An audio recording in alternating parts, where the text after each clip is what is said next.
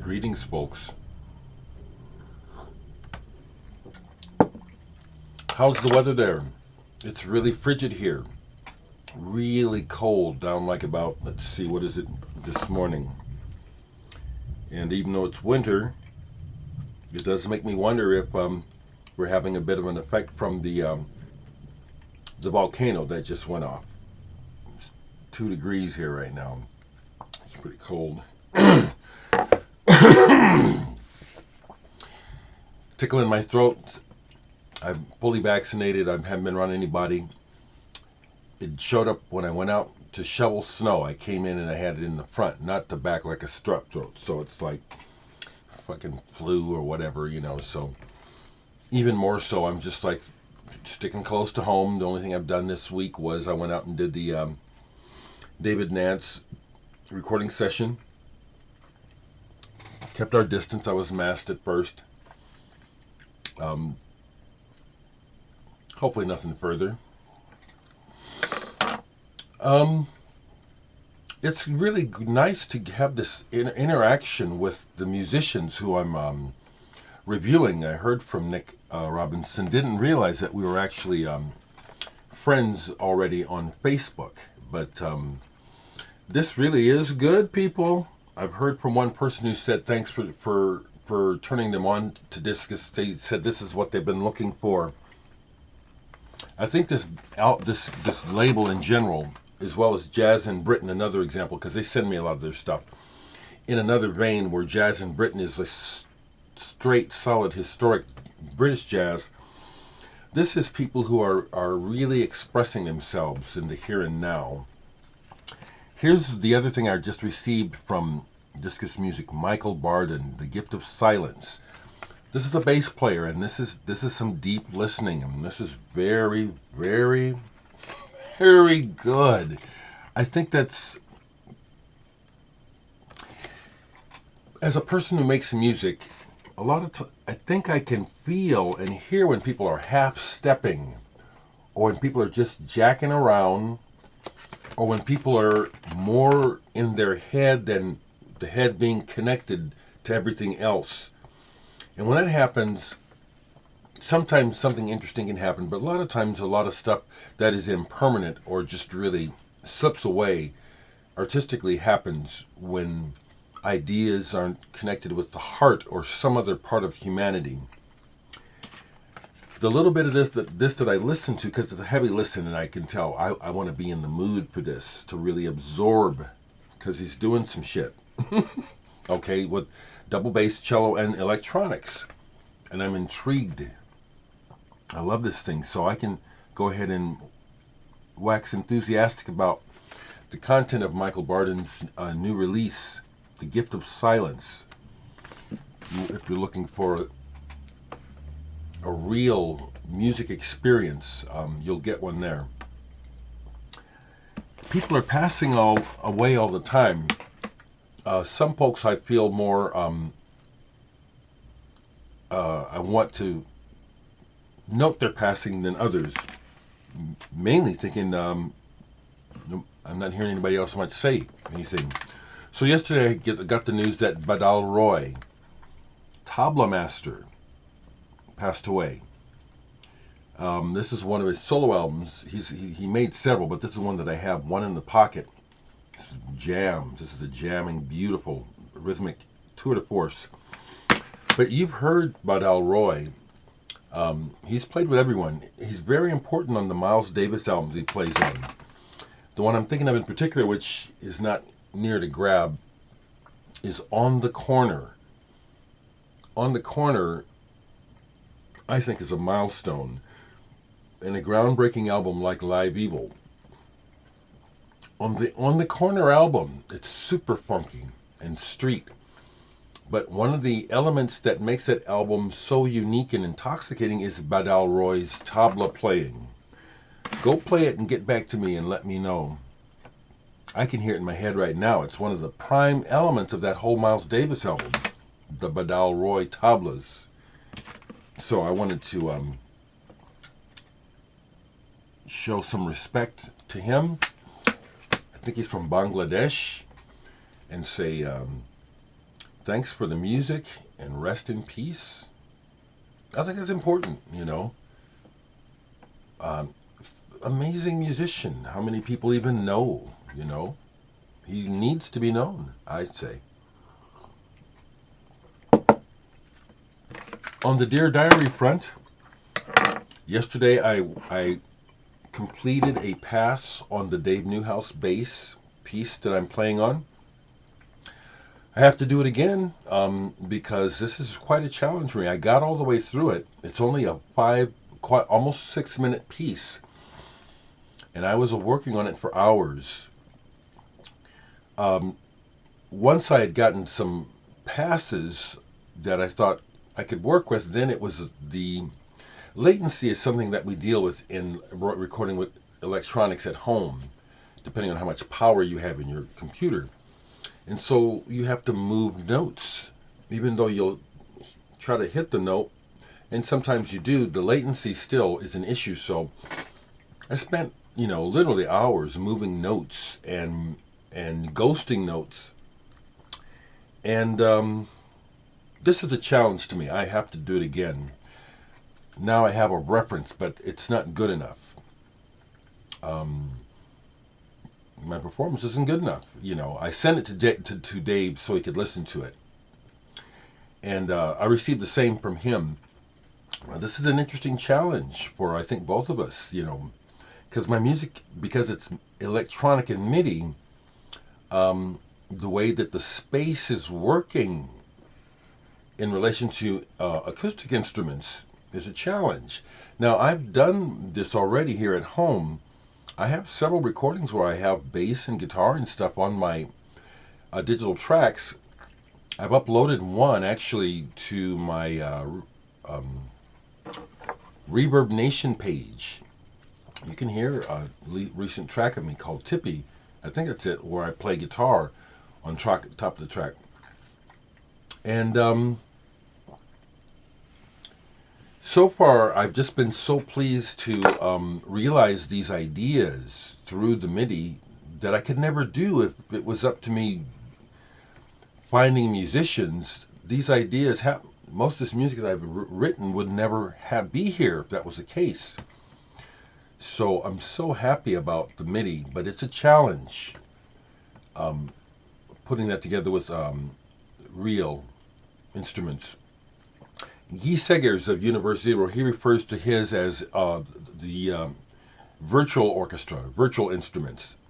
And that's accurate, it is. But I did share with Dave how this is, to me, again, in many ways a dream come true, that he's even contributed to my track.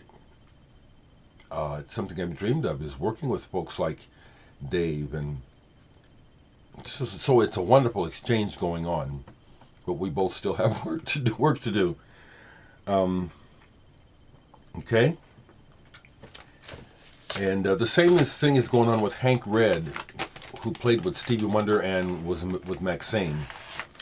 He's going to do some sax for us, but like I said, he's 10 years older than me, and I just talked to him and said, I ain't playing around.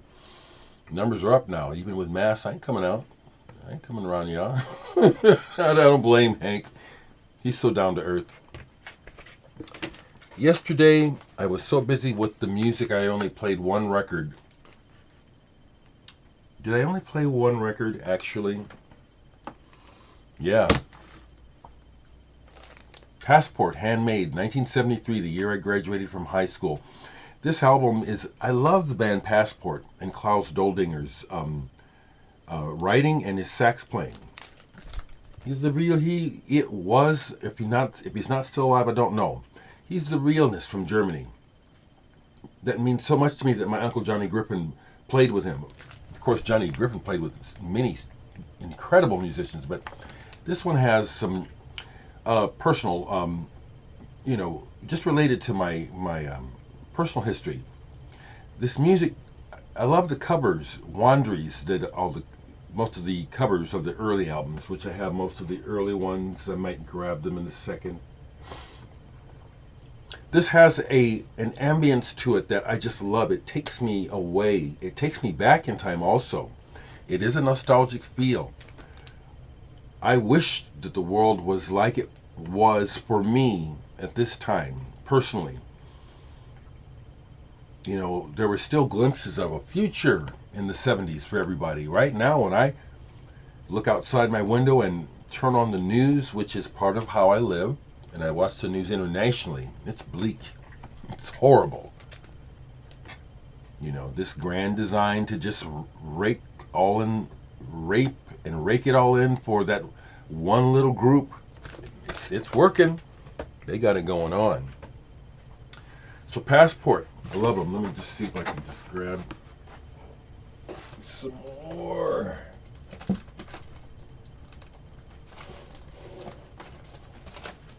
I'll show you some Passport. I don't have all their albums because they put out a bunch.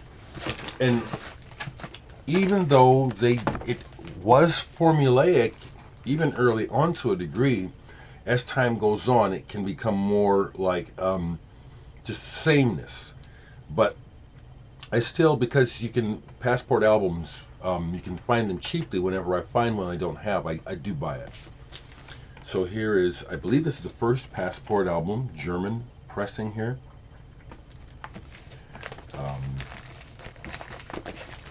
Let's see here. Can I do this? No, I'll just do it, okay? So then there's this album, Passport, which is their first two albums cut up and put out in America. Was my introduction to the band. Love this album. This is ring worn because I ruined my first copy. I played it so much when I was a kid. We were poor, and there were times when I didn't have a good stereo. And I ruined some records because of bad needles, but I had nothing else to play them on. This is an example of one. So the next one, if I can get it together here, Dereck, was... Yeah, okay. I didn't even have them all full. I was thinking I'm missing something. So here's the actual second Passport German pressing. And then the next Passport album, show that to you, was Looking Through. This was the American album that came out next here. I love this album. I love that cover too. Really love this music. And the next one, after that, Cross Collateral with Kurt Kress on drums. Real fusiony, real fiery when they play up tempo. Good stuff. Here is the Dole Dinger Jubilee album live. My Uncle Johnny Griffin is on it. This is a jammer. Here's another one. Is this 2 records? Yeah, Dole Dinger Jubilee. I haven't played this in a while. I think there's more than Passport on here. Keep this out and see what's going on there. Infinity Machine. So this was like Looking Through, Cross Collateral, Infinity Machine. It was like, those were like a trilogy to me. Really, really good. And even after that, there's still good stuff. Iguazu. This is good. Garden of Eden. Yep. Ocean Liner. There's good tracks on here. Blue Tattoo. This is one I don't remember. I have to play it.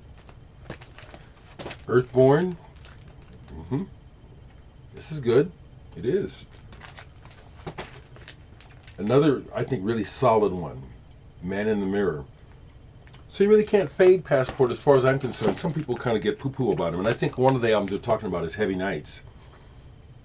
That they think this is where they lost it. But I just say again, just keep listening, And then running in real time.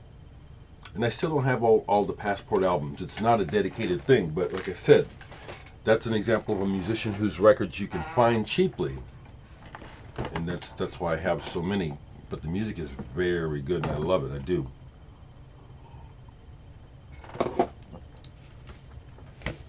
I'll mention this because I just pulled it because it came up in my thoughts as I was going to sleep last night.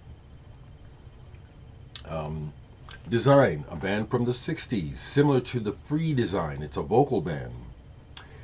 Sunshine Pop Deluxe. Have you heard of this band? You've heard of the Free Design, right? Kites Are Fun and all that stuff. I've got those. I'm missing one of their albums. This is in the same league. They made 2 albums. Some of this is a little lighter. Can you imagine being lighter than the Free Design? But it's just like kind of, some of it is almost treacly. But that's, for me, part of the appeal of this music. It reminds me of my childhood when I'd get up in the morning and the sun is shining and it was that beautiful yellow. And I'm a child, and so the day was full of promise. I was so happy to be alive, and there were really not a lot of nice things about the world, including whiteness, the white world that my black ass has been living in. At that time, music like this represented to me the promise of decent life in white America. Decent, loving, upbeat people. This is really good. I love it. It's just, it's just a nostalgia trip. Design, you ever heard of them? I'd like to get their second album. I think they have 2 albums. If they have more than that, I don't know. So that's where I'm at this morning.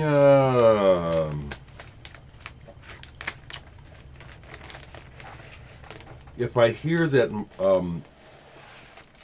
Homer gets in today the orange vinyl Low, David Bowie, I asked him to hold me a copy when it comes in. That'll be the only reason I'll leave my house today, is to go pick that up. Otherwise, I'm ensconced and just waiting to feel better. Overall I feel better, but it's like I have some minor cold symptoms. So I'm keeping it on the down low. As always, folks, let me know how you're doing and what's new in your world.